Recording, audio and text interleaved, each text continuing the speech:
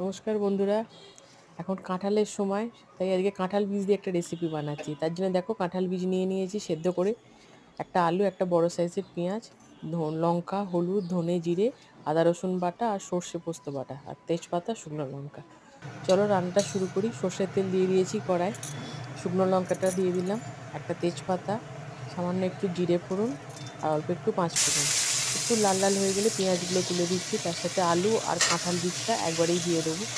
দিয়ে পেঁয়াজগুলো ভালো করে একটুখানি এর সাথে মাখিয়ে নেবো। এর সাথে আদা রসুন বাটাটা দিয়ে দেবো আগে, যাতে একটু কাঁচা গন্ধটা চলে যায়। এর সাথে একবারে নিয়ে তারপরে মশলাগুলো সব একসঙ্গে দিয়ে দিচ্ছি, আর দিয়ে সামান্য একটু জল দেবো যাতে আলুটা সেদ্ধ হয়ে যায়। কাঁঠাল বীজগুলো আগে থেকেই সেদ্ধ করা ছিল, আর একটু সেদ্ধ হবে। দেখো মোটামুটি হয়ে এসছে।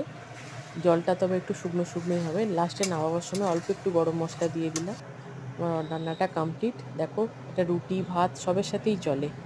একটু ইউনিক না রান্নাটা, একটু অন্যরকম। কেমন লাগলো জানিও। কেমন?